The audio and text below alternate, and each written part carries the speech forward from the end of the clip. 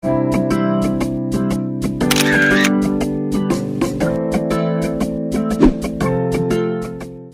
오늘 여러분과 함께 누가복음 5장 1절로 11절에 있는 말씀, 그 내용 가운데 깊은 데로 가서 그물을 던져라, 이와 같은 주의 말씀을 가지고 은혜를 나누고자 합니다.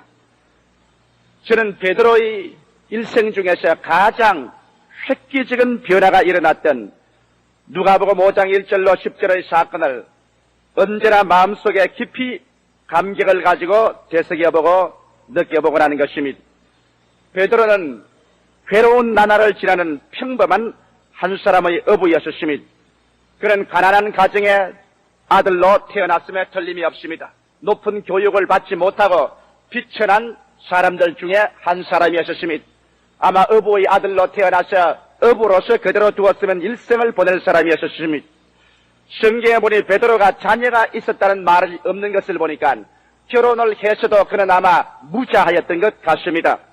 성경 그대로 그는 자기 집에 장모를 모시고 있었는데 장모는 항상 몸이 연약하고 병상에 늘 들어눕기를 잘하는 장모였는가 합니다. 그런데 베드로는 자기가 손수 그물을 던지고 고기를 잡아 이를 팔아서 그 가족 생계를 이어나가고 있는 것입니다. 자기 아내뿐 아니라 장모와 처갓집 식구들을 데리고 있은 것 같습니다. 그런데 그날따라 베드로는 바다에 나가서 그는 있는 힘을 다하여 그물을 던졌습니다. 초저녁에 그가 그물을 던지러 나갈 때는 마음속에 부푼 꿈을 안고 나가셨습니다. 틀림없이 오늘 저녁에 내가 나가서 열심히 부지런히 일만 하면은 많은 고기를 애워서 오늘 승리로 돌아올게 될 것이다. 이 고기를 팔아서 오랫동안 내가 해주지 못한 우리 아내의 옷도 해드려야 되겠고 또 어머니에게 좀 더 보약도 사서 드려야 되겠다. 그리고 생계 문제도 해결될 것이다. 꿈을 안고 나가서 그는 밤새도록 노를 저 얕은 바닷가에서 그물을 던졌습니다. 그는 깊은 곳에 들어갈 용기는 없었습니다. 왜냐하면 갈릴리의 바다라는 것이 대단히 믿을 수 없는 바다인 것입니다.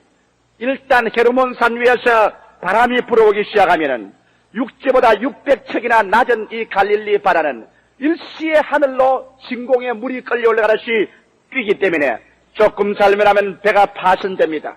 이러므로 얕은 물가에서 그는 그물을 던졌습니다.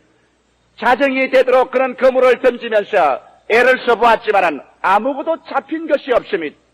그는 생각했습니다. 아마 새벽녘에는 좀 잡힐 것이다. 그래서 춥고 몸이 한기가 나고 힘이 빠지는데도 불구하고 새벽까지 그는 계속 노를 젓고 계속 그물을 던졌습니다. 새벽녘이 가까워올 때 그는 이미 지쳐버리고 흙에 꽉 들어찼습니다. 마음의 불안과 공포가 꽉 들어찼습니다. 한 마리도 잡지 못하고 빈손 들고 가면 어떻게 할 것이냐. 이미 손은 그물로 말미암아 찢어져 피가 나기 시작합니다. 그물도 여러 곳에 걸려서 찢어졌습니다. 그물을 던지고 또 힘껏 당겨보고 던지고 당기는데 새벽이 가까워 올수록 그 마음의 초조함은 더 견줄 데가 없었습니다. 이었고 동력에 환히 밝아지고 태양이 떠오를 때 그의 마음속에 희망의 태양은 가라앉아버리고 말한 것입니다. 안개를 겹치고 그가 배를 저어서 해변가로 나올 때 그런 어깨가 천근만근 무거웠습니다. 그는 그 마음속에 여러 가지 상념이 안개처럼 떠올랐다가 사라지곤 했었습니다. 사는 것이 귀찮고 허무했었습니다. 그는 배도 허기증이 났을 뿐 아니라 인생의 허기증이 났었습니다. 밤새도록 자기를 위해서 염려하고 아침에 눈이 퀭하게 기다리는 자기의 가족들의 생각이 그 이미지가 마음에 떠올랐었습니다. 무슨 면목으로 빈손 들고 들어갈 것이냐, 오늘 아침 끼니는 무엇으로 끓일 것이냐, 약값은 무엇으로 만들 것이냐, 헐벗은 아내를 어떻게 할 것인가, 여러 가지 그 마음속에 패배감과 좌절의식이 꽉 들어찼습니다. 그는 해변가에 배를 대었습니다. 집에 돌아갈 수가 없습니다. 왜? 찢어진 그물을 기워놓아야 되는 것입니다. 그것이 베드로가 가진 이 세상 전체의 재산이었습니다. 이래서 베드로는 해변가에 앉아서 비춰오는 태양볕 밑에 찢어진 그물을 깃고 있는 것입니다. 저는 이 상황을 생각할 때 마치 너무나 많은 사람들이 1973년도 1년을 베드로와 같이 이처럼 지나지 않았나 싶은 생각이 나는 것입니다. 1973년도라는 주어진 인생의 바다 위에서 우리는 있는 힘을 다하여 그물을 던지고 또 잡아당기고 그물을 던지고 또 잡아당기는데 많은 사람들이 아무것도 잡은 것이 없이 빈손 들고 허탈한 마음으로 이제 연말의 마지막 해변가에 배를 대놓고 찢어진 나의 인생의 그물을 살펴보고 계산해보고 난 다음 이 발걸음대로 이대로 살아야 될 것인가? 자고 깨고 먹고 자고 깨고 먹는 반복 속에서 아무런 가치와 삶의 목표를 얻지 못하고 이 발걸음대로 살다가 이 발걸음대로 북망상천으로 가야만 되겠는가?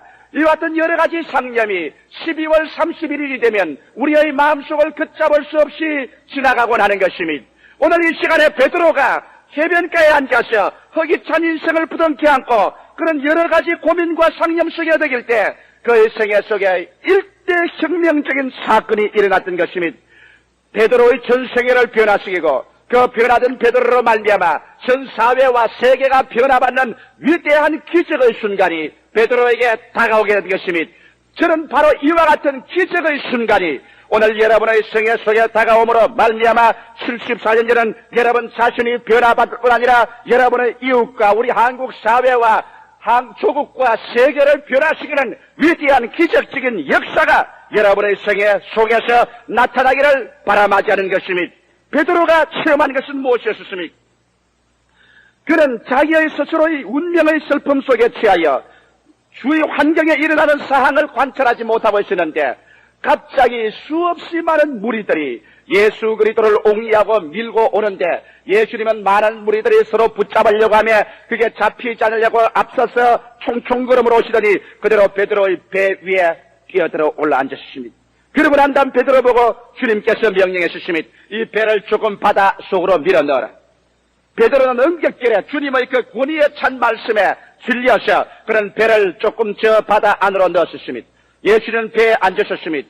그러고 난 다음 예수께서 무리들에게 하나님 말씀을 강의하십니다. 베드로는 조금 앉아서 예수 그리스도의 그 말씀에 귀를 기울여 보았습니다.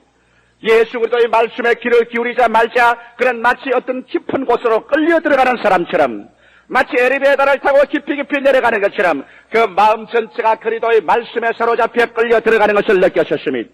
그리고 난 다음 예수 그리스도의 말씀이 그 마음속에 들어오자마자 이상한 변화가 일어나기 시작한 것입니다. 그 마음속에 구름과 안개가 점점 사라지고 절망이 점점 사라지고 무언지 모르게 새로운 창조와 생명이 있는 역사가 그의 마음을 배 밑바닥 속에서 점점 채워 올라오는 그 희한한 체험이 베드로의 생애 속에 나타난 것을 보았습니다.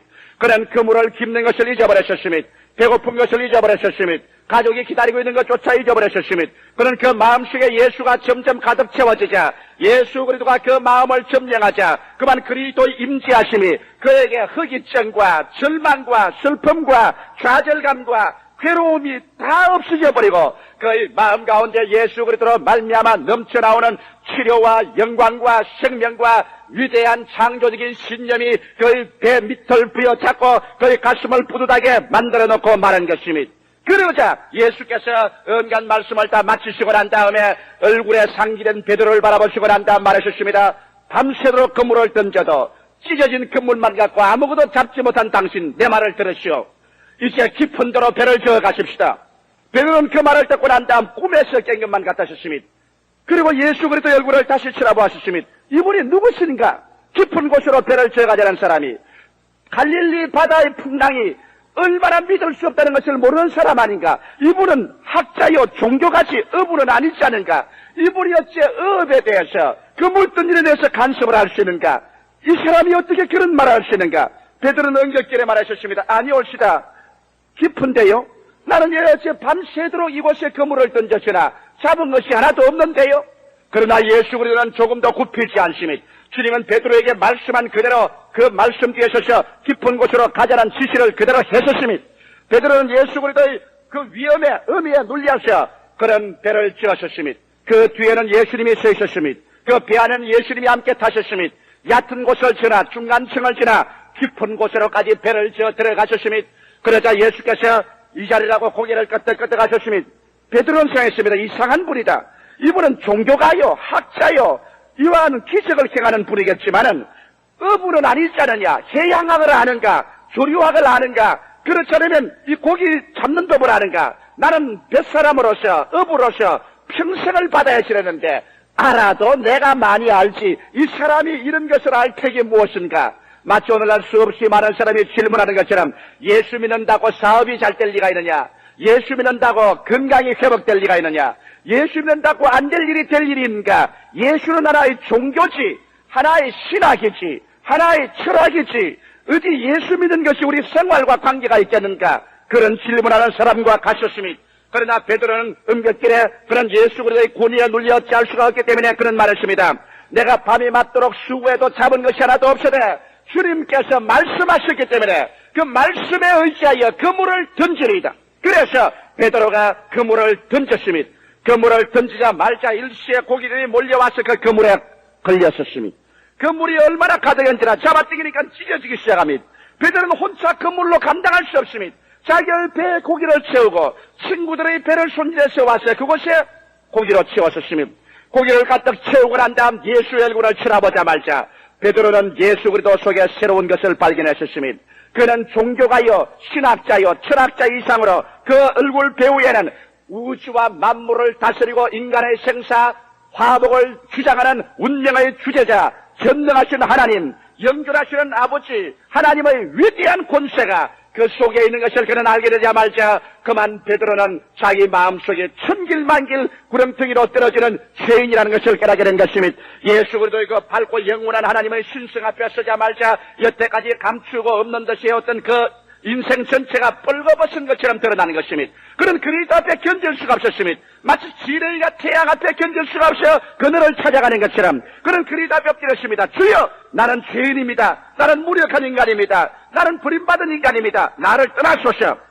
그럴 때 예수께서 베드로를 보고 하신 말씀이 이 사람아, 네가 이제는 고기를 잡지만은 장차는 사람을 낚는 어부가 되리라. 그 말씀하시고 그 고기를 가지고 해변가에 나오자 베드로의 마음속에는 이제는 고기도 지위도 명예도 세상 쾌락도 그리스도의 영광을 보고 난 다음 그것을 바라보니 썩어 죽은 빛깔밖에 보이지 않습니다. 대낮에 뜨거운 태양빛을 정면으로 바라보고 난 다음 집에 들어오면 눈이 캄캄해서 집안 것이 아무것도 안 보이는 것처럼 베드로는 예수 그리스도의 영광을 바라보고 그 안에 나타나는 하나님의 새하늘과 새 땅과 새 예루살렘과 그 안에 나타나는 하나님의 구원을 바라보고 난 다음에 그 다음에 고기를 보고 그물을 보고 배를 보고 자기 인생을 보니까 어둡고 캄캄하여 보이지가 않습니다. 오직 그에게는 예수가 보일 따름인 것입니다. 예수가 삶의 목표요, 희망이요, 모든 것 중에 모든인 것입니다. 이때까지 살은 모든 것은 예수 그리스도를 보는 것에 비교하면 쓰레기 더미 것보다도 못하고 진토보다 못했었습니다. 이분이다. 이분이 나의 모든 것을 다 채워줄 수 있는 분이다. 예수를 알고 난 다음 그는 모든 것을 뒤에 두고 그리스도를 따르기 시작했다는 말씀이 있는 것입니다.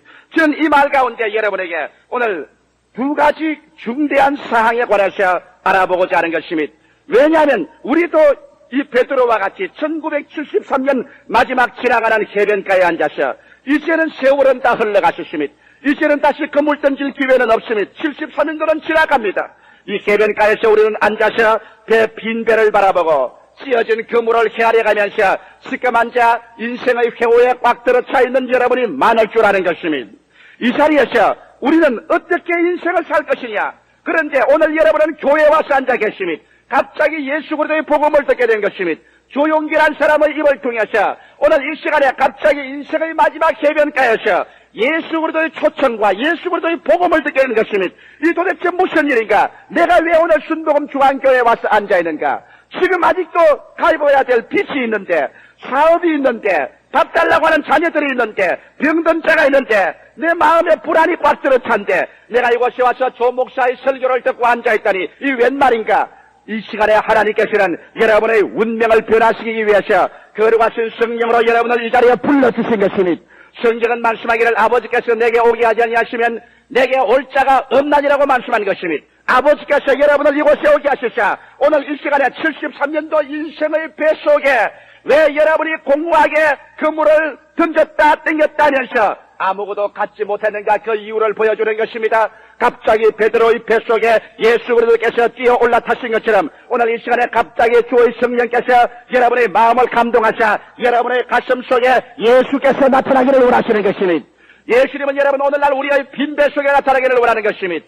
인생의 자기 자만의 모든 승리가 꽉 들어찬 뱃속에는 주님이 뛰어들어갈 자리가 없습니다. 만일 베드로가 자기의 인간의 수단과 방법으로 그 뱃속에 고기를 가득히 채웠더라면 그런 예수께서 그 배 위에 올라탈 만한 그러한 자리를 주지도 아니했고 예수님이 배를 좀 빌려달라 해도 빌려주지도 아니할 것이요 배를 좀 비키라 해도 비키지도 아니할 것이니 수없이 많은 사람들이 스스로 교만하고 스스로 자만하고 스스로 충만하고 스스로 만족함으로 말미암아 오늘날 예수 그리스도께서 와서 배를 빌리라고 해도 예수에게 배를 빌릴 시간도 없고 장소도 없고 공간도 없는 사람이 수없이 많은 것이니 그러나 성경은 뭐라고 말하는지 압니까? 가난한 자는 복이 있나니 천국이 저희 것임이라 애통하는 자는 복이 있나니 저희가 위로함을 받을 것임이라 지금 굶주린 자는 복이 있나니 저희가 나중 베풀을 것임이라 여러분과 나의 인생 속에 허탈증이 깍들어 차고 텅 빈 가슴을 안고서 인생을 살아온 것이 무엇이냐 회의에 취하여 빈 배, 빈 시간과 빈 공허한 심정을 가지고서 여러분이 앉아있다면 오늘 이 시간에 예수는 여러분과 말합니다. 너 배를 좀 빌리자고 말하는 것입니다. 수없이 많은 사람에게 주님 말합니다. 볼지어다 내가 문 밖에 서서 두드리니 누구든지 내 음성을 듣고 문을 열면 내가 그에게로 들어가 그와 더불어 먹고 그는 나와 더불어 먹으라. 너희 배를 좀 빌리자. 너희 빈 집에 문을 좀 열어다오. 내가 좀 들어가자. 사람들은 말합니다. 지금 파티를 하고 있습니다. 주님 조용히 하십시오. 당신이 들어와서 앉을 시간은 없습니다. 지금 돈을 한참 끌어들이고 있습니다. 주님 예수께서 와서 그 종교적인 무슨 말을 할 시간은 없습니다. 들어올 여가가 없습니다. 지금 우리는 바쁩니다. 세상 일로서 분망합니다. 당신 들어올 시간이 없습니다. 성경은 뭐라고 한답니까? 화 있을진저 지금 배부른 자여 나중에 배고플 것임이라. 화 있을진저 지금 웃는 자여 나중에 울 것이라. 오늘 이 시간에 예수 그리스도는 여러분께서 빈 배를 가고 빈 그물을 가지고 이 시간에 이 자리에 앉아왔기 때문에 주님께서는 그 속에 당신이 들어가서 채우기를 원하시고 있는 것입니다. 너 배를 빌려다오. 너 그물을 빌려다오. 내가 좀 서자. 여러분은 예수에게 시간을 빌려주고 오늘 교회에 와서 앉아 계십니다. 여러분은 여러분의 배를 오늘 이 시간에 인생의 배를 그리스도에게 빌려주고 이 자리에 와 앉아 있습니다. 갑자기 여러분의 생애 속에 친구를 통해서 왔든지 어떤 환경을 통해서 왔든지 예수의 복음이 날개치고 와서 여러분께 말하셨습니다. 배를 빌려다오. 순복음 중앙교회 가서 오늘 주일 예배에 앉아서 그리스도의 말씀을 들어보자. 여러분의 속에 그리스도께서 오늘 들어오셔서 여러분의 배를 점령하도록 여러분께서 그리스도를 초청하게 되시기를 주의 이름으로 축원합니다. 예수님께서는 여러분의 뱃속에 들어오면 여러분의 배를 점령하고 여러분의 시간을 주님께서 소유하고 난 다음에 주님께서는 이 세상 사람이 들어보지 못한 말씀을 여러분에게 들리게 하는 것입니다. 오늘 하늘나라의 말씀은 눈으로 보지 못하고 귀로 듣지 못하고 사람의 마음으로도 깨닫지 못한 말씀인 것입니다. 고린도전서 1장 9절을 여러분 기억하실 것입니다. 하나님께서 자기를 사랑하는 자를 위하여 예비해 놓은 모든 것은 눈으로 보지 못하고 귀로 듣지 못하고 사람의 마음으로도 깨닫지 못했다는 것 같으니라. 이 모든 것을 하나님의 성령이 보여주신다고 말씀한 것입니다. 오늘 우리는 세상의 지혜나 총명이나 지식 있는 말을 들어온 것이 아니라 하나님의 성령께서 그리스도가 우리를 위해서 예비해 놓은 것을 알 수 있도록 인도하는을 받기 위해서 이 자리에 오게 된 것입니다. 그렇다면 여러분, 주님께서 우리에게 말하는 조건이 있습니다. 그 조건이 주님이 첫째로 얕은 곳을 떠나라고 말한 것입니다. 왜 내가 인생을 지금까지 실패했는가? 왜 그물을 던지고 또 던지고 또 던지고 또 던져도 나는 아무것도 잡은 것이 없이 빈배를 가지고 허탈한 인생으로 지금 이 길 걸어오고 있는가? 주님은 말씀합니다. 이 사람아, 그 이유를 내가 말해주겠다. 이제 내가 너희 뱃속에 탔으니 얕은 곳을 떠나 깊은 곳으로 가자. 그러므로 오늘 우리가 깊은 곳으로 가기 위하여 첫째로 우리는 얕은 곳을 떠나가야만 하는 것입니다. 인생의 얕은 곳이 무엇인 것입니까? 수없이 많은 사람들이 도덕적으로 얕은 곳에 거하고 있는 것입니다. 주님 말씀하기를 좁은 길로 들어가라. 길이 넓고 들어가는 사람이 많다고 말한 것입니다. 수없이 많은 사람들이 오늘 도덕적으로 너무나 평범하고 방탕과 술 취하며 음란과 호색하며 쟁투와 시기하는 이러한 자리에서 살면서 그들은 왜 하나님께서 나에게는 이와 같은 박한 운명을 허락하는가 생각하는 것입니다. 여러분, 성경에는 주님께서 우리를 축복하는 것은 우리의 영적인 발전과 동행하는 것입니다. 사랑하는 자여, 내 영혼이 잘됨같이 내가 범사에 잘되며 강건하기를 내가 강구한다고 말한 것입니다. 오늘날 여러분 수없이 많은 사람들이 얕은 곳에 살고 있습니다. 방탕과 술 취하는 생활 속에 삽니다.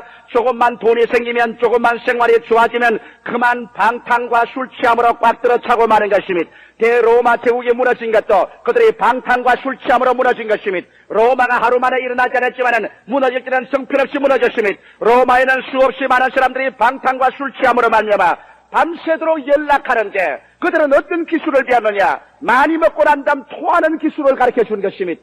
잔뜩 먹고 난 다음 화장실에 가서는 입속에 손가락을 넣어서 다 토해내고 또 와서 또 먹고 또 가서는 또 토하고 이래서 토하는 기술이 좋은 사람이 인기를 얻은 것입니다. 이와 같은 방탕과 술 취함의 세계 속에 혼몽돼 살 때 야만 민족의 침범으로 말미암아 로마 제국은 망해버리고 마는 것입니다. 오늘날 여러분 우리 대한민국은 바로 김일성의 소시탐탐 노리는 그 눈앞에 우리나라가 처해 있는 것입니다. 오늘날 우리의 여러분 정치적, 경제적, 사회적 모든 환경은 안정되고 우리가 불안과 요동의 아무런 징조가 없이 일치 단결에 있어야만 이 김일성의 모험을 우리가 피할 수가 있는 것입니다. 나는 볼 때 김일성이는 벌써 환갑이 넘어 70기를 향해 있는 것입니다. 그는 수없이 많은 비행기와 탱크와 배를 준비했습니다. 안 써먹으면 비행기는 녹이 있습니다. 한 번씩 하루 한 번씩이라도 공중에 띄워야 됩니다. 탱크도 전부 다 그 기름칠해야 됩니다. 안 써먹으면 녹이 있습니다. 배도 그렇습니다. 비행기와 탱크와 이 모든 배를 유지하기 위해서 막대한 자금을 들여야만 됩니다. 이러기 때문에 김일성은 마음에 초조해진 것입니다. 이러므로 말미암아 내가 늙기 전에 빨리 써먹어야 되겠다. 안 써먹으면 다 썩어져 버리니까 막대한 돈을 들이고 썩어지는데 이제 나는 나이가 60이 넘어 70이 되었으니 살 길이 얼마 안 남았다. 에라 도박을 한번 해보자. 그까짓것. 내 죽고 난 다음에야 잘 되고 못 될 거 있을겠느냐. 사람들 내가 10년 이상 더 살겠는가. 그러므로 이까짓것 한번 써먹어 보자. 그렇게 하는 노망이 들 수 있는 위험성이 다분히 있는 것입니다. 만일 그가 노망이 들면은 노망된 사람이 국제 정세를 생각합니까? 사회 정세를 생각합니까? 자기 민족이 망할 것 생각합니까? 히틀러와 같이 일본 동조 연기와 같이 모험을 하지 않겠습니까? 만일 그래서 그 대준비한 비행기와 탱크와 함정을 써먹겠다고 달라들어 온다면 여러분 우리가 어떻게 하겠습니까?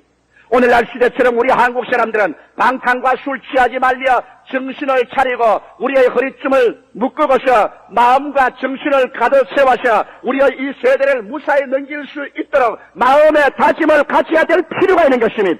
어찌하든지 우리의 도덕적으로 우리가 와야 되고 방탕되기 시작하면은 절대로 안 됩니다.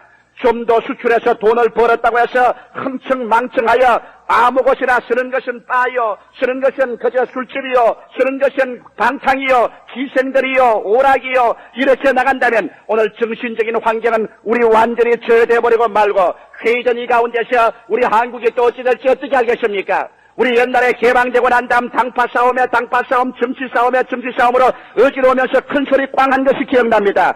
아침은 사리원에 가서 먹고 점심은 저녁은 평양에 가서 먹는다고 큰 소리 할 때 나도 그것이 참말인 줄 믿었습니다. 그때 저는 학교 다니면서 야 대한민국에 그렇게 힘이 세고 강하고 좋구나 참말이구나. 그런데 전쟁에 나가 보니까 아침은 사리원에서 먹고 저녁은 서울에서 먹는 지경이 되고 마는 것입니다.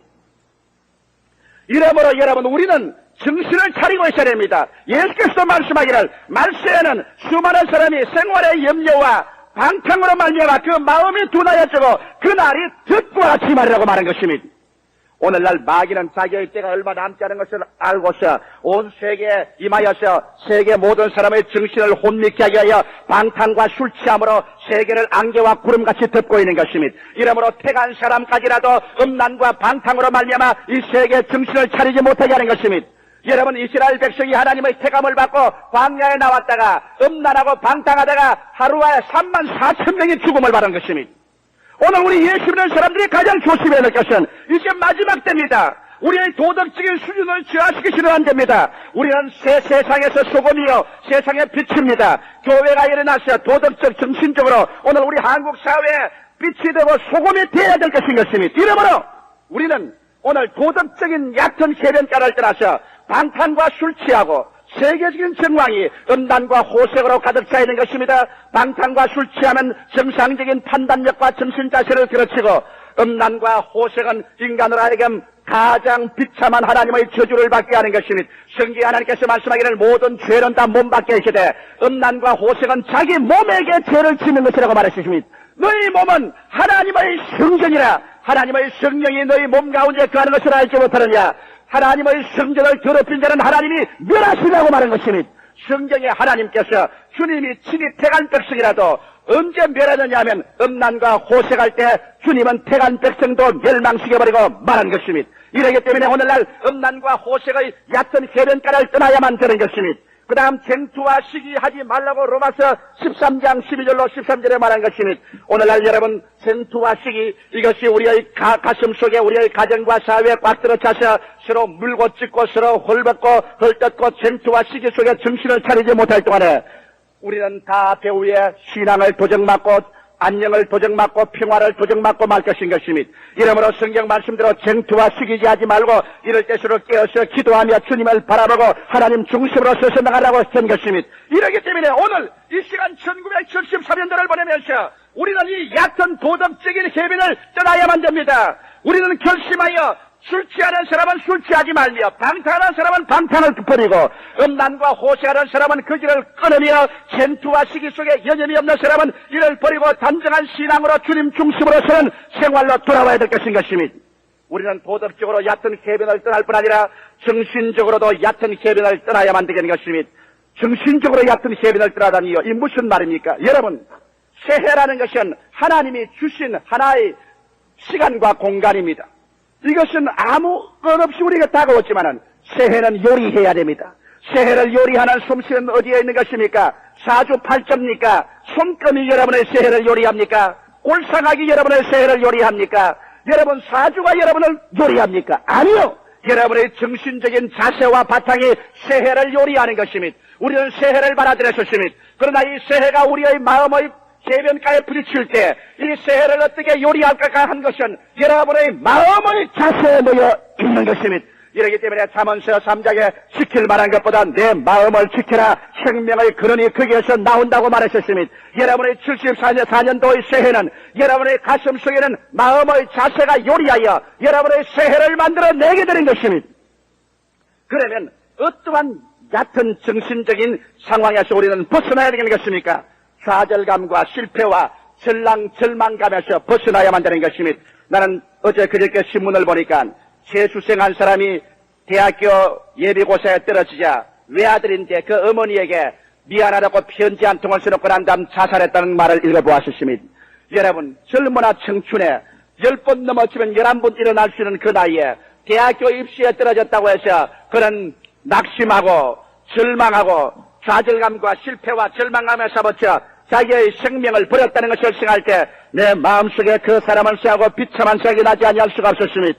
여러분, 우리 한국 민족이 다 좋은데 우리 민족성이 하나 나쁜 것이 있습니다. 우리 민족은 너무나 쉽게 좌절감과 실패와 절망감에 사무치는 것입니다. 우리 민족적인 정신적인 구조가 긍정적인 것보다도 부정적인 것입니다. 5천년 역사 가운데서 우리 한국 민족은 언제나 남은 민족의 수하에 짓밟히고 살았습니다. 그래서 우리는 늘 노예 제도 밑에서 짓밟히고 정치 제도 밑에서 또한 가난해서 우리는 늘 부정적인 생활만 살아왔기 때문에 우리의 마음속 근본적인 자세가 부정적으로 움직이고 있는 것입니다. 우리 민족이 잘 살기 위해서는 우리 마음의 자세를 부정적인 것에서 긍정적인 것으로 수술해서 돌이키지 아니하고는 이 민족에 아무리 협조를 해줘도 여러분 살 길이 없습니다. 이러므로 우리 민족의 성격은 남이 조금만 앞서가면 위에 올라가서 바지 끄집어 내리는 것이 제일 잘하는 우리의 특기인 것입니다. 이와 같이 부정적인 사고방식, 나는 못 산다, 안 된다, 망한다, 이런 모든 뒤로 물러가는 것. 성경은 말씀하기를 뒤로 물러가면 내 마음이 저를 기뻐하지 아니하리라. 나 여인은 믿음으로 말미암아 살리라. 사람이 생기를 들고 뒤를 돌아보는 자는 하늘나라에 합당치 아니하다고 말한 것입니다. 사랑하는 성도 여러분, 이러므로 우리는 오늘 이 시간에 좌절감이나 실패나 절망감을 뛰어넘어 예수 그리스도를 통하여 신념을 가지고 세상을 바라볼 수 있도록 깊은 곳으로 들어가야만 합니다. 저는 종종 내 자신을 격려할 때 광야의 이야기를 기억합니다. 예수님이 광야에 나가셔서 5,000명의 사람이 모여왔었습니다. 여자들과 애들을 합치면 2만여 명이 됐겠지요. 그곳에서 예수님께서 말씀을 전개하고 병을 고치시고 난 다음에 빌립에게 말하십니다. 빌립아, 이 사람들에게 먹을 것을 주라. 불가능에 대한 도전입니다. 불가능에 대한 도전, 이 백사지 땅에서 아무것도 없는 곳에서 이 사람들에게 먹을 것을 주라. 빌립은 당장 그 자리에 앉아서 수판으로 계산했습니다. 수학적 인생관입니다. 타가닥 참 이론에 맞고 합리주의적이죠. 수학적인 인생관을 딱 세워서 계산해고 보니 아무래도 못 먹이겠거든. 왜? 5,000명, 남자만 5,000명, 여자와 어린아이까지 2만여 명의 군중인데 그 떡 살 만한 떡도 없고 돈도 없고 광야고 해는 저물고 예수께 와서 말했습니다. 주님, 먹일 수가 없습니다. 그만한 돈도 없고 떡도 없습니다. 빌립의 이성적인 합리주의적인 수학적인 인생과는 예수의 명령을 정면으로 도전했습니다. 예수님은 이 사람들에게 먹을 것을 주라고 했는데 빌립은 못 준다 그러니까 예수님의 권위에 대한 도전인 것입니다. 그럴 때 여러분 여기 안드레가 왔습니다. 안드레는 여기 와서 떡 5덩어리와 물고기 2마리를 들고 왔습니다. 입에 한 입에 넣으면 다 들어갈 만한 것을 들고 와서 그는 인간 수학적인 인생관을 보지 않냐고 예수의 눈을 통해서 보게 되면 예수의 위치에서 보게 되면 나는 스스로 먹일 수는 없지만 예수를 통하기만 하면 그리스도의 축복을 통하기만 하면 먹일 수 있다는 신념을 가지고 주님께 나왔습니다.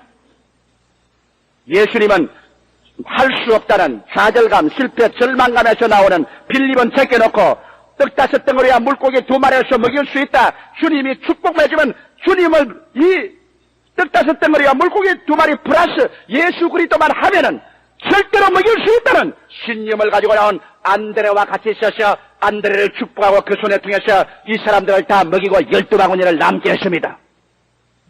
우리는 망년부흥사 협의회 회원들이 망년회로서 모여서 식사를 같이 하고 여러 가지 이야기를 하는 가운데 대개 우리 친구들이 다 부정적인 말을 해요. 야, 큰일 났다. 석유는 안 나온다. 그 다음에 석유값은 올라간다. 그러면 물가가 다 올라간다. 2074년대는 어떻게 살 것이냐. 정말 황량하다. 절망이다.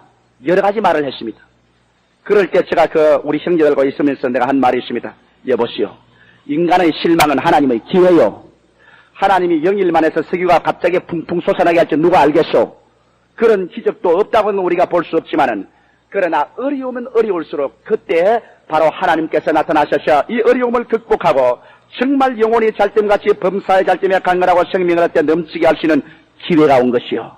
우리 한국 민족은 하나님의 택한 민족인 것입니다. 이 마지막 때 하나님께서 우리 한국 민족을 부흥케 하셔서 우리 민족을 통하여 온 복음이 아시아 태평양 지대와 전 구라파를 휩싸게끔 주님께서 섭리하는 과정에 있는 것입니다. 이러기 때문에 우리는 어려우면 어려울수록 하나님의 능력이 나타날 수 있는 좋은 기회가 되는 것입니다. 할렐루야.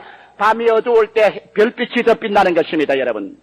이러기 때문에 오늘날 우리 하나님께서는 땅이 공허하고 혼돈하며 흑암이 깊음에 있을 때 하나님의 신이 수면에 운행하시더라고 했는데 하나님의 신이 운행하기만 하면 공허는 변하여 생명으로, 무질서는 변하여 질서로, 죽음은 변하여 승리로 꽉 들어찬 것입니다. 오늘 우리 한국 민족 가운데서 성신의 역사가 일어나고 있고 교회가 성령을 받고 있는 이상 두려워할 필요가 없는 것입니다. 오늘 나는 여러분께 말합니다. 여러분의 좌절감이나 실패나 절망감의 얕은 해변을 떠나게 되시기를 주의 이름으로 축원합니다.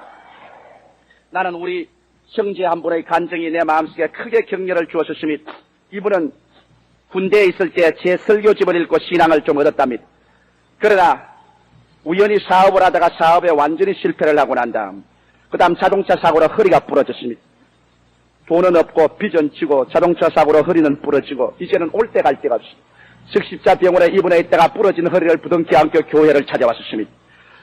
교회를 찾는데 그날따라 제가 수요일날 저녁인데 설교하는데 무슨 제목으로 설교하냐면 풍파를 타고 오시는 예수 그리스도라는 제목으로 설교를 하더랍니다. 우리에게 다가오는 모든 풍랑은 예수가 타고 오는 수레니까 풍랑이 오면 예수도 타고 온다는 말을 듣고 그렇다. 내 사업이 다 망하고 비투성이가 되고 허리가 부러진 이것은 예수가 타고 오는 수레다. 그렇다면 예수를 모셔야 될 것이 아니냐. 그날 그 자리에서 예수를 모시고 그 자리에 앉아서 철야 기도를 해주십니다. 그러고 난 다음 일어나서 그 마음속에 수없는 좌절감, 실패, 절망감에 짓눌린 그 인생을 다 청산해버리고 나도 예수 그리스도로 말미암아 살 수 있다. 할 수 있거든이 무슨 말이냐. 믿는 자에게는 능침을 할 수 없다는 신념을 가지고서 상계동으로 나가셨습니다. 그곳에서 조그마한 가게를 열어가지고서 인형을 만들기 시작했습니다. 손으로 부부간에 인형을 직공되어서 만들었습니다. 그래서 인형을 팔러다니니 누가 인형을 잘 삽니까? 추운 겨울에 장갑도 끼지 아니하고 기어차비도 없고 하니까 그냥 맨발로 그거 인형을 가지고 뜁니다. 그냥 그러면 영양실조된 아내와 자식의 모습이 생각나서 눈물이 앞을 가려서 그냥 그럴 수 없어 일가 뛰었었습니다. 왜? 뛰면 슬픔이 잊어지니까. 그러고 난 다음 그런 뛰면서 늘 저희 설교를 생각하고 성경을 생각했다는 것입니다. 할 수 있거든이 무슨 말이냐? 믿는 자에게는 능치 못하심이 없나니라. 그런 눈물을 흘리면서 뛰어가면서 말을 했었습니다. 인간으로는 나는 절망이지만 주님 속에서 나는 희망이다. 1년을 뛰어서 수고를 해서 보니까 안 먹고 헐벗고 굶주리고 영양실조가 되면서 겨우고 사업자금으로 모아놓은 자금이 얼마가 들었냐? 5만 원이 지금 통장에 들어왔다는 것입니다. 그래 5만 원 지금 통장을 가지고 큰 희망입니다. 온 가정 식구의 희망이 그 5만 원에 있습니다. 이것이 우리의 이제 살 희망이다. 이게 사업자금이 되고 이것이 그 다음 월급도 줘야 되고 생활자금 되니까. 그런데 하루는 주님께 기도하니까 하나님 말씀하기를 이 사람아 그 돈 5만 원을 하나님께 근처금으로 내라 그러더랍니다. 하늘이 무너지고 땅이 무너지는 겁니다. 이제는 절단 났다. 아무리 기도해도 주님이 내라. 근처금으로 내라. 그래서 5만 원 세금 통장을 들고서 그는 자기 아내에게 말했습니다. 여보, 이것 하나님께서 근처금으로 내라 그럽니다. 부인이 얼굴이 백지장같이 때리면 눈알이 붕해지더랍니다. 그럼 시험하면서 아니 당신 실승을 해서 올바른 말로 말을 하오. 그래서 여보 나는 예수 믿고 하나님 섬기는 것이 내 전체 생애의 희망이 아니요. 하나님께서 내 마음속에 것을 주께 드리라고 하니 내가 안 드릴 수가 있겠소. 그러니 내어놓겠습니다. 부인이 좋소. 오늘부터 당신하고 나하고는 갈라쓰는 거요. 이제 내가 무슨 희망으로 살란 말이요. 1년 내내 굶주리고 애를 쓰고 힘써서 모아놓은 재물 5만 원을 하나님께 바치면 이제 나는 무슨 희망으로 사오. 그런 당신하고 내가 무슨 희망으로 살겠소. 이제 당신 혼자 잘 사시오. 나는 갑니다. 그러지만 부인이 일어나지만 농장을 열고서 옷가지를 사서 안녕히 계십시오. 그러면 떠납니다. 자, 절망에 다가왔습니다. 이제는 한 사람 가정에 동료인 부인조차 떠나고 말았습니다. 하나님의 말씀을 순종할 것이냐 절망에 가라앉을 것이냐. 그러나 그는 그 돈 5만 원을 가지고 하나님께 부르짖어 기도를 했습니다. 하나님 나는 이게 마지막 내가 가진 것을 주님이 명령하기 때문에 주 앞에 내놓습니다. 내가 하나 하는 것은 없는 것에서 있게 하시고 죽은 자를 살리시고 하나님이 할 수 있거든이 무슨 말이냐. 믿는 자에게는 능치 못하시고 되시니 5만 원을 드리고 빈손 들고 뛰더라도 주님께서 내 사업체를 운영해 주시고 사업체를 축복해 주셔서 머리가 되고 꼬리가 되지 않을 줄 믿습니다. 그는 좌절과 실패와 절망하기를 거부했습니다. 그래서 그 5만 원을 2만 5천 원 떼서 교회에 내버렸습니다. 한 열흘 지나고 난 다음 그 부인께서 친정에 가 있다가 도로 돌아오셨더랍니다. 그래서 그는 이제 자금이 없습니다. 하나님 이제는 나는 아무것도 할 수가 없습니다. 이제는 정말 빈손 들었습니다. 이제는 어찌할 수가 없습니다. 그런데 그날 시내에 나왔다가 택시 합성을 타고서 들어왔는데 다른 사람이 다 내리는데 운전수가 아저씨 여기 좀 앉아 계십시오. 담배 한 대 피고요. 그래서 나는 예수 믿기 때문에 담배 안 피는 게 그럼 좀 앉아 계세요. 왜? 나가자면 합성을 또 해나가야 되는데 아무도 안 타고 있으면 사람들이 안 탈 테니까 잠시 좀 빌립시다. 그래서 좀 앉아 주십시오. 그래 그럼 빌리면 내가 앉아 주지. 앉아서 운전수하고 이야기가 시작되는데 고향을 물으니까 동향이라. 그 다음에는 학교를 물으니까 선후배 관계라. 운전수가 아이고 형님이군요. 아이고 여기서 어떻게 삽니까? 그래서 생활 상태를 말하니까 운전수가 뭐라 하냐면 형님 내게 돈 120만 원 있는데 갖다 쓰십시오. 이자도 생각할 거 없고 걱정하지 말고 돈 120만 원씩 갖다 쓰십시오. 그 이튿날 그 운전수가 돈 120만 원을 가지고 왔었습니다. 하나님이 자기를 사랑하는 자를 위해서 예비해 놓은 모든 것을 눈으로 보지 못하고 귀로 듣지 못하고 마음으로 깨닫지 못합니다. 여러분 우리가 주님께 순종하고 낙심하기를 거부하고 좌절하기를 거부하면 하나님이 찾아오시는 것입니다. 그것이 연관이 되어가지고서 오늘날 그가 하는 사업체는 크게 번창하여 이제는 60여 평의 공장을 가지고 5, 60명의 직공들을 고용하고 5, 600만 원의 수출 청원을 받으며 이제는 탄탄대로에서 주님의 이름을 찬미하고 구가며 나가고 있는 것입니다. 나는 여러분 여기에서 크게 내가 감기하고 느낀 것입니다. 그분이 능히 좌절하고 실패하고 절망에 주저앉을 수 있는 분입니다. 왜 군대에서도 좋은 자리에 있었고 사회에서 높은 지위에 있다가 낮아서 길거리에서 맨발 벗고 인형을 보따리에 싸고 이 집 저 집 돌아다닌다는 것이 쉬운 것이 아닙니다. 그러나 그에게 다가온 세월 단지 2년 만에 그런 10년 이상씩 이 업을 하는 사람을 앞질러서 머리 가지고 꼬리가 될 수밖에 머리 가지고 꼬리가 되지 않은 것은 그는 예수 그리스도를 의지하고 그에게 다가오는 세월을 창조와 믿음으로 변화시켰기 때문인 것입니다. 할렐루야. 이러므로 사랑하는 성도 여러분, 낙심하기를 거부하십시오. 절망과 좌절감에 짓눌리기를 거부하십시오. 그 다음 여러분과 내가 떠나야 할 것은 불안의 세변을 떠나야 되는 것입니다. 불안이란 공포를 가져오고 공포는 공황을 가져오는 것입니다. 불안은 자기 믿음에 대한 반대인 것입니다. 예수님 말씀하시기를 너희가 하나님을 믿으니 또 나를 믿으라고 말한 것입니다.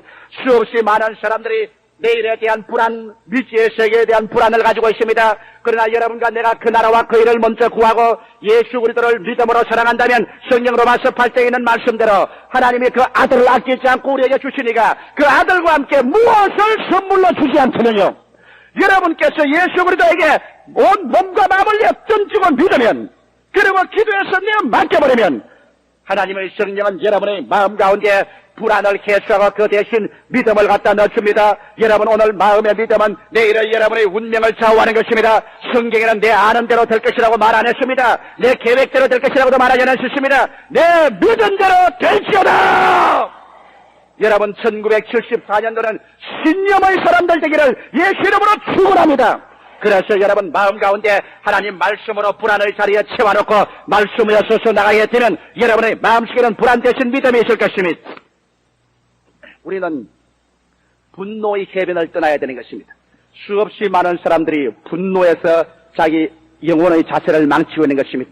왜냐하면 사회에 대한 분노, 국가에 대한 분노, 자기 자신에 대한 분노 이런 것을 가지고서 원망을 합니다. 두세 사람만 모여 앉으면 분노합니다. 탄식하고 원한을 가지고 비분감기하고 이러한 마음의 자세가 좋은 것 같지만 얼마 있지 않냐면 그 분노는 그 마음속에 부정적인 마음의 자세로 끌고 들어가고 마는 것입니다.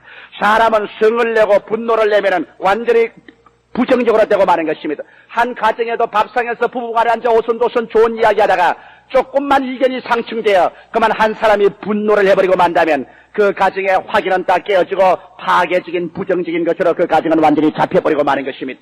이렇기 때문에 여러분과 나의 생애는 오히려 분노 대신에 여호와를 찬미해야 될 것인 것입니다. 하나님이 사용한 위대한 일꾼들은 분노하는 사람들이 아니라 찬미하는 사람들인 것입니다. 여러분 성경에 바울과 신라를 보십시오. 빌립보 감옥에 들어앉아 얻어맞고 피를 흘리며 분노해야 될 그 사람이 여호와를 찬미하며 하나님이 성령을 보내서 진을 일으켜 감옥문을 열어 제껴버리고 마는 것입니다. 그러므로 여러분의 여러 가지 마음의 감옥문에서 나오기를 원하면 분노 대신에 하나님을 찬미하는 생활로 돌아서야 될 것인 것입니다. 그 다음에 우리는 허무주의의 얕은 해변을 떠나야 되는 것입니다. 수없이 많은 사람이 말합니다. 살아서 못하다. 모든 것이 허무하다. 오늘 아침에 한국일보 만화에 보니까 그 만화에 이런 만화가 있습니다. 어떤 방송국 기자가 와서 묻습니다. 송년에 대한 소감은 없습니다. 신년에 대한 소감은 없습니다. 여러분 그거 재미있다고 기록해 놓았지만 나는 그 속에서 그 정신 상황에 허무주의를 보한 것입니다. 모든 것은 아무것도 의미가 없다. 그저 될 대로 되라. 허무주의. 이와 같은 마음의 자신은 여러분에게 다가오는 새해를 맞이할 수 있는 정신적 자세 아니요. 이 사람은 패배하는 사람인 것입니다. 허무주의에 취한 사람은 인생의 목표가 없는 사람인 것입니다. 그래서 바람 부는 대로 물결 치는 대로 떠내려가는 사람인 것입니다. 이러한 사람은 아무것도 성취할 수 없는 것입니다. 그 다음 무결단성의 해변을 떠나야 되는 것입니다. 사람이 무골충같이 결단성이 없어서 근데 이 사람 말하면 이 사람 말에 귀를 기울이고 저 사람 말하면 저 사람 말에 귀를 기울이고 이리 와 가면 이리 와 가고 저리 와 가면 저리 와 가고 그래서 오늘날의 인간을 뭐라고 말하면 매스콤 인간이라고 말합니다. 신문이 떠들어대고 텔레비가 떠들어대면 신문이 만들어낸 인간 텔레비가 만들어낸 인간으로 자기의 마음속에 아무런 결정이 없습니다. 결단성이 없습니다. 이러므로 말미암아 수없이 많은 사람에게 끌려만 되게입니다. 술 친구들이 가자고 한다고 술집에 따라가고 나쁜 친구들이 가자고 한다고 해서 부도덕한 곳에 따라가고 마음의 갈피를 잡지 못합니다. 무결단성. 이것은 여러분 이 사람은 아무래도 성공할 수 없는 사람인 것입니다. 그 다음에 파괴적인 공격을 하는 심정. 이 사람은 조금만 일이 닥치면 될 대로 되라. 자기 아내를 치고 물건을 부숴버리고 발길로 차버리고 이까지껏 폭력으로 나와서 될 대로 되라. 너 죽고 나 죽자고 부딪혀 나와버리는 이러한 파괴적인 공격적인 심정을 가진 사람은 얕은 곳에 사는 사람입니다. 이러한 사람에게는 하나님께서 성공의 기회를 주지 않습니다. 여러분과 내가 오늘 떠나야 될 것은 좌절감, 실패, 절망감, 불안, 분노, 허무주의, 무결단성, 파괴적인 공격, 이와 같은 얕은 해변가에서 떠나야만 되는 것입니다. 이것을 안고 있는 이상 여러분은 절대로 고기를 애울 수가 없습니다. 이것을 안고 있는 이상 영적인 행복, 마음의 평화, 생활의 승리는 못 가져오는 것입니다. 도덕적인 얕은 해변을 떠나야 될 뿐 아니라 정신적으로 얕은 해변을 떠나야 되는 것입니다. 그럴 뿐 아니라 생활에서 세상적이요 정욕적이요 마귀적인 것을 떠나서 우리 분명히 하나님의 목표를 세우고 나가야 되는 것입니다. 오늘 예수님께서는 여러분 보고 이와 같은 얕은 곳을 떠나라고 말씀하고 있는 것입니다. 얕은 곳을 떠나라. 여러분, 우리가 승리로운 생활을 하려면 꺾을 것은 꺾을 줄 알아야 됩니다. 떠날 것은 떠날 줄 알아야 되는 것입니다. 눈물을 머금고라도 떠날 것은 떠나야 되는 것입니다. 그러면 어떻게 할까요? 주님께서 지금 손을 가리킵니다. 깊은 데로 나와 함께 들어가자. 여러분, 우리 1973년도 오늘 마지막 해변에서 우리 얕은 것을 이제 이 시간에 버립니다. 그럴 때 예수께서 여러분과 나를 향해서 1974년도를 향해서 말합니다. 나와 함께 깊은 곳으로 들어가자. 깊은 곳은 무서운 곳입니다. 깊은 곳은 불안합니다. 그러나 깊은 곳에 예수께서 같이 가면 깊은 곳은 창조적인 기회가 되는 것입니다. 깊은 곳으로 어떻게 나갈 수 있을까요? 주님, 나는 얕은 곳을 못 떠나겠어요. 나는 왜 그런지 방탕과 술 취하며 음란과 호색하며 쟁투와 시기하는 이거 떠날 수가 없어요. 나는 대먹은 것이 그저 자꾸 좌절하고 실패하고 절망감에 허덕이고 불안하며 분노하고 허무주의와 무결단성에 허덕이며 파괴적인 공격적인 그런 부정적인 마음이 꽉 들어있는데 이거 어떻게 할까요? 이거 나는 귀 그물이 다 찢어졌어요. 이거 어떻게 할까요? 여러분, 예수가 여러분 뱃속에 들어오면 이 모든 것은 사라지고 마는 것입니다. 할렐루야. 이런 힘으로도 되지 아니하고 능으로도 되지 아니하되 여러분 하늘과 땅을 지으셨으며 없는 것을 있게 하시고 죽은 것을 살리신 나사렛 예수를 여러분의 생애 속에 중심에 모시고 그렇지라면 예수 그리스도 안에 있는 생명의 성령의 법이 죄와 사망의 법에서 여러분을 해방시키는 것입니다. 예수의 그 말 앞에 여러분 자신을 맡기고 오늘 이 시간에 예수를 여러분 중심으로 꽉 모셔드리면 그런 하늘과 땅의 모든 권세를 가진 자로서 여러분과 나를 자유케 해서 깊은 곳으로 가자고 인도하는 것입니다. 나는 오늘 여러분께 깊은 곳으로 가는 길을 말씀해드리고 이 설교를 끝마치고자 하는 것입니다. 깊은 곳으로 가자면 여러분 배 안에 그리스도를 안내자로 모셔야 되는 것입니다. 너무나 많은 사람들이 그리스도를 종교적으로 믿고 철학적으로 믿고 감상적으로 믿지 내 인생의 안내자로 믿지 않습니다. 안내자면은 그 안내자에게 내 인생의 고삐를 내어 맡겨버려야 되는 것입니다. 여러분 예수께서 여러분의 인생의 안내자가 되고 여러분 안내자로 그를 믿으셨으면 그 발 앞에 엎드려 여러분 자신을 내어 맡겨버리고 주님께서 시키는 대로 따라 쓰게 되어야 되는 것입니다. 내가 망하면 주님 따라가다가 망하리다. 죽으면 죽으리다. 그러나 나는 주님을 따라 행하옵니다.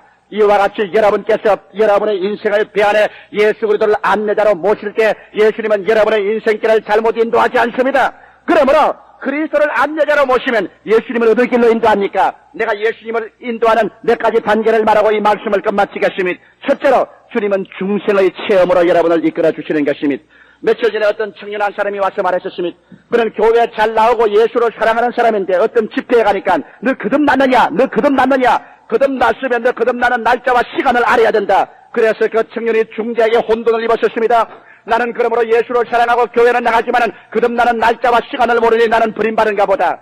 그래서 내 그 청년에게 말했습니다. 거듭나는 날짜와 시간을 말할 필요가 없다. 왜냐하면 날짜와 시간을 말해도 그 이후에 죽어버릴 수 있으니까 현재의 문제다. 그리스도와 나의 관계는 현재의 문제다. 현재 예수를 사랑하는가? 현재 예수님을 내 구주로 모셔서 내 마음속에 있는가? 그렇다고 그랬으면 그러면 너는 거듭난 사람이다. 여러분 현재 예수께서 여러분 속에 있으면 아멘 하십시다. 그렇다면 여러분 옛날에 거듭난 그 날짜와 시간을 몰라도 좋습니다. 지금 예수가 여러분 속에 있고 지금 성령으로 그리스도를 주라고 시인하면 여러분은 거듭난 사람인 것입니다. 중생의 체험은 깊은 곳으로 들어가는 처음 단계인 것입니다. 깊은 세계가 비로소 열리게 되는 것입니다. 그 다음에 한 단계 더 깊은 곳으로 들어가는 것은 성령의 세례의 체험을 해야 되는 것입니다. 우리가 중생한 사람이 나가서 믿음으로 할래도 믿음의 힘이 없습니다. 기도할 힘이 없고 말씀을 전할 힘이 없고 말씀을 믿을 힘이 없습니다. 이럴 때 주님께서 말씀하기를 너희가 성령을 받으면 권능을 얻고 예루살렘과 온 유대와 사마리아와 땅까지 이르러 내 증인이 되는 것입니다.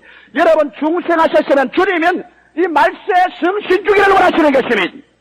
성령을 받아야 되는 것입니다. 그래서 폭탄 같은 힘을 얻어야 되는 것입니다. 여러분께서 주님께 엎드려서 기도하면 성령을 달라고 풀어주셔 기도하면 주께서 성령을 선물로 주십니다. 120문도가 바른 그대로 불의 희같이 갈라지는 것이 각 사람 머리 위에 임하였더니 모든 사람이 성령의 충만함을 받고 성령이 말하게 하심을 따라 다른 방언으로 말하기 시작하는 것입니다. 사랑하는 성도 여러분, 지금은 말씀입니다. 예수님 강림하실 날이 눈앞에 다가왔습니다. 죄악이 관영하고 마귀가 자기의 때가 얼마 남지 않은 것을 알고 죄악의 유혹을 하고 있는 것입니다. 이때 이것을 이겨나가기 위해서는 여러분은 어떠한 처지든지 승신받아야만 되는 것입니다. 이것을 안이하게 듣지 마십시오. 종교적으로 듣지 마십시오. 성령의 불이 여러분 마음을 휘어잡아서 여러분을 내리 붙잡고 이끌어주지 아니하면 여러분께서 예수께서 하신 말씀대로 내가 올 때 믿는 자를 부리느냐고 말했는데 여러분 성령 없이 어떻게 믿음을 계속하겠습니까? 이러므로 믿을 때 성령을 받게 되시기를 주의 이름으로 축원합니다. 우리 12월 31일 날 철야 기도회를 합니다. 성신 못 받은 사람은 그날 스님에게 와서 다 성신 받아야 될 것입니다. 우리 성령 세례를 받아 믿음의 능력을 얻으면 또 좀 깊은 곳으로 들어가야 됩니다. 그 다음 깊은 곳은 바로 성결입니다. 하나님과 동행입니다. 나는 많은 사람이 내게 이런 질문을 합니다. 목사님, 왜 예수 믿는데 담배 피지 마라, 술 먹지 마라 합니까? 그래서 나는 늘 말합니다. 내가 언제 담배 피지 말라고 하더노? 언제 내가 술 먹지 말라고 하더노? 내 조용기 목사 설교에 언제 담배 피지 마라, 술 먹지 마라 내가 말하더냐? 나 안 한다. 그런데 왜 사람들이 자꾸 그렇게 합니까? 사람들이 그렇게 하는 것이 아니라 당신 마음의 양심이 끓이기니 그렇지. 사람들이 무슨 말을 합니까? 문제는 예수를 중심에 모시고 성령 충만한 것 됩니다. 그러면 어떻게 되냐? 예수 믿고 성령 충만하면 성결은 성신이 말을 하기 시작하는 겁니다. 야, 그건 냄새 나는데 나도 괴롭다. 나도 너 속에서 같이 사니까 우리 민주주의식으로 하자. 우리 너만 하고 나는 안 좋으니까 그만 피자. 그 다음 술 취하는 거. 야, 그 집에 가니 내 안 좋더라. 그 집에 가 있으니까 내가 하나님 성령이 아주 기분이 좋지 않다. 그러니 그런 데 가지 말자. 하나님의 성령이 들어오시면 여러분들 성결한 과정으로 이끌어두기 시작하는 것입니다. 여러분 마음이 편하지 않고 기쁘지 않으니 떼버릴 수밖에 없는 것입니다. 이래서 성결한 생활로 한결한 데로 들어갑니다. 그러고 난 다음 더 깊은 곳으로 들어가면 이제는 헌신의 자리에 들어가게 되는 것입니다. 헌신의 자리는 뭐냐? 따라 말씀하시죠. 순종과 믿음. 하나님에 대한 전적 순종과 믿음의 헌신의 자리에 들어가면 이제 주님께서 여러분에게 배 가득하고 그물이 찢어지도록 예비한 것을 열어놓기 시작하는 것입니다. 이것이 저희 여러분 마지막 결론입니다. 성경 말씀 가운데 보면은 아브라함이 100세가 넘어 어떤 아들을 갖고 그가 나이 한 120세쯤 돼서 아들이 한 20세 됐을 때 하나님께서 말하십니다. 아브라함아, 내 아들, 내 사랑하는 독자를 모리아산에 제물로 드려. 각을 떠서 장작에 앉아서 불을 떼서 태워버리는. 여러분, 아브라함에게는 청천벽력입니다. 그러나 아브라함은 중생의 체험과 성령의 충만한 체험과 성결의 체험을 깊은 곳에 들어온 사람이라 마지막 그런 여호와의 산으로 갔었습니다.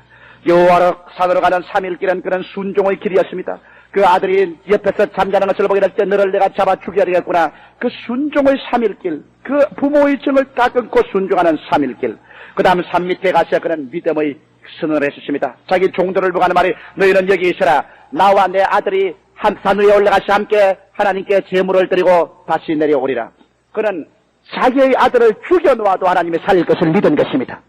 인간의 힘으로 어떻게 살아납니까? 그러나 하나님 말씀하기를 내 후손은 이삭으로 말미암음이라고 약속했으니 이제 인간의 눈으로 볼 때는 잡아서 불로 태워 죄가 되면 못 일어나겠지만은 내가 하나님의 약속의 말씀을 통해서 보면은 잿더미 속에서도 내 후손은 이삭으로 말미암음이라 했으니 이삭이 잿더미에서 다시 일어날 것을 믿은 것입니다. 환경을 믿지 않고 감각을 믿지 않고 눈에는 아무 증거 안 보이고 귀에는 아무 소리 안 들리고 손에는 잡히는 걸 없고 내 앞길 치를같이 도울 때도 말씀을 믿습니다. 베드로가 바로 그것이었습니다. 말씀에 의지하여 그물을 내리리다. 순종과 믿음은 가장 깊은 곳에 들어간 생활입니다. 그곳에 그물을 던질 때 베드로는 그물이 찢어지도록 잡혔습니다. 아브라함이 순종과 믿음으로 하나님을 예비하는 산에 올라갔었을 때 그는 아들을 안 죽고 살려 돌려받을 뿐 아니라 하나님의 축복의 계시가 쏟아져 나오기 시작한 것입니다. 사랑하는 성도 여러분, 예수 믿으면 못 산단 말이 어디 그런 거짓말이 있는 것입니까? 성경에 여호와를 자기 하나님으로 믿은 백성은 복이 있다고 말하셨습니다. 성경에 나를 믿는 백성은 머리 가지고 꼬리 되지 않고 위에 있고 아래 내려가지 않고 남에게 구워줄지라도 꾸지 않겠다고 말한 것입니다. 성경에 말하기를 도적이 오는 것은 도적질하고 죽이고 멸망시키는 것뿐이요 내가 온 것은 양으로 생명을 얻게 하고 더 풍성히 얻게 하겠다고 말한 것입니다. 역사적인 상황이 하나님을 자기 하나님으로 믿은 백성들이 얼마나 구라파와 미국이 복을 받은 것입니까? 여러분, 오늘 여러분께서 깊은 곳으로 그리스도와 함께 나가서 그물을 던지면 여러분의 영혼이 잘됨같이 범사의 잘됨에 강건하고 생명을 얻게 넘치게 하는 주님의 참된 축복이 여러분 생애 속에 나타나기 시작하는 것입니다.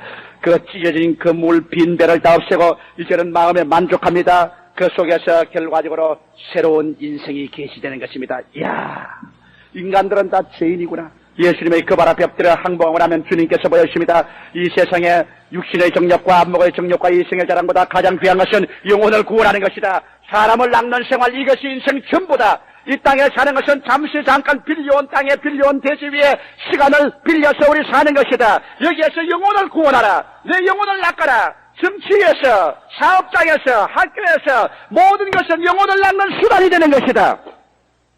영혼의 귀중성을 깨닫게 되고 난 다음에 베드로가 그 체험을 하고는 밖에 나와서 모든 것을 버려두고 예수를 쫓았습니다.